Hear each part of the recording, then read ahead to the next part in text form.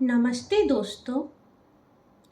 महाभारत की अनंत ज्ञान और अद्भुत कहानियों में से कुछ छोटी छोटी कहानियाँ लेकर मैं आज अपने नए अध्याय के साथ उपस्थित हूँ। हर कहानी में छिपा है जीवन का गहरा सत्य, धर्म और कर्म का सीख। आइए इस नए अध्याय में मिलकर समझे महाभारत का अमूल्य संदेश। आइए जानते हैं महाराज शांतनु का गंगा से विवाह। महाभारत की कथा का प्रारंभ हस्तिनापुर के महाप्रतापी राजा शांतनु से होता है। महाराज शांतनु के पूर्वजों में महाराज भरत और उनके पिता महाराज दुष्यंत का विशेष उल्लेख है। महाराज दुष्यंत चक्रवर्ती राजा थे। उनके बल एवं पौरुष की मिसाल नहीं दी जा सकती। उन्होंने महर्षि विश्वामित्र एवं मेनका द्वारा उत्पन्न एवं कर्ण ऋषि द्वारा पोषित पुत्री शकुंतला से गंधर्व विवाह किया था। महाराज दुष्यंत एवं शकुंतला से उत्पन्न हुए थे भरत, जो बचपन में शेरों के साथ खेला करते थे एवं उनके मुंह में हाथ डालकर उनके दांत गिना करते थे। वे बड़े ही निडर, बलशाली एवं बुद्धिमान थे। उन्हीं के नाम पर हमारे देश का नाम भारत पड़ा। एक बार महाराज शांतनु शिकार खेलने के लिए वन में गए। उसी वन से होकर गंगा नदी बहती थी। नदी के तट का दृश्य बड़ा ही मनोहर एवं मुग्ध का देने वाला था।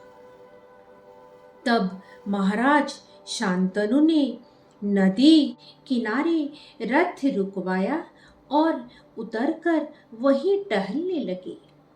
अचानक उनकी दृष्टि एक सुंदर युवती पर पड़ी, जो नदी से निकलकर जल के ऊपर उस प्रकार चलने लगी मानो पृथ्वी पर चल रही हो। उनकी अद्वितीय सुंदरता एवं जल पर चलने का चमत्कार देखकर महाराज शांतनु उस पर मुग्ध हो गए और अपनी शुद्ध बुद्ध खो बैठे। वह सुंदरी चलती हुई महाराज शांतनु के निकट आई तो अधीर होकर उन्होंने पूछा, तुम कौन हो सुंदरी, और इस वन प्रदेश में अकेली क्यों घूम रही हो? आप क्यों पूछ रहे हैं?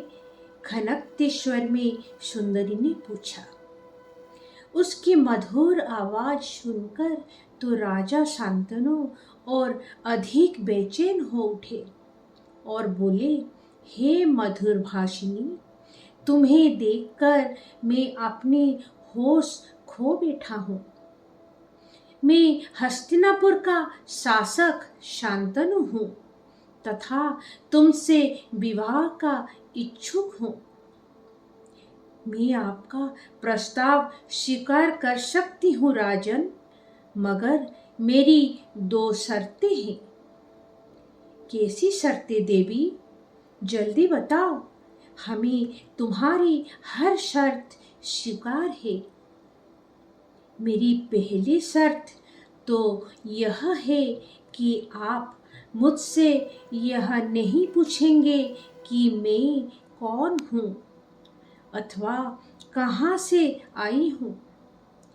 मेरी दूसरी शर्त यह है कि मैं जो कुछ भी करूँगी आप उसे सिर्फ देखेंगे, किसी प्रकार का हस्तक्षेप नहीं करेंगे। जिस दिन भी आपने मेरी शर्तों का उल्लंघन किया, मैं उसी दिन आपको छोड़कर चली जाऊंगी। ये शर्तें सुनते ही महाराज शांतनु स्तब्ध हो गए।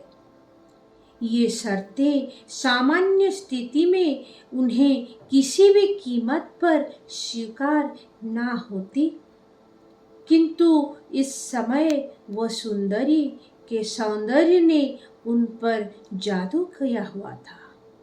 अतः दिल के हाथों में मजबूर होकर उन्होंने ये दोनों शर्तें स्वीकार कर ली और वचन दे दिया कि मैं तुम्हारी शर्तों के अनुसार कभी तुमसे कुछ नहीं पूछूंगा और ना कुछ कहूंगा। यह वचन पाकर सुंदरी उनसे विवाह के लिए राजी हो गई और वहीं दोनों ने गंधर्व विवाह कर लिया।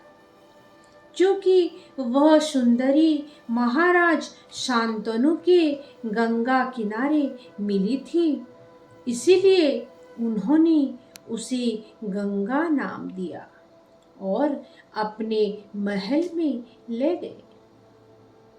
कुछ दिन तेजी से गुजर गए और महाराज शांतनु राजकाज की बातों भूलकर गंगा के प्यार में खोए रहे।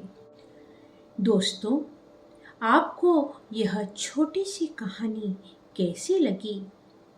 मैं अगली बार एक और नई कहानी लेकर अपने अगले अध्याय में उपस्थित होंगी। तब तक के लिए धन्यवाद।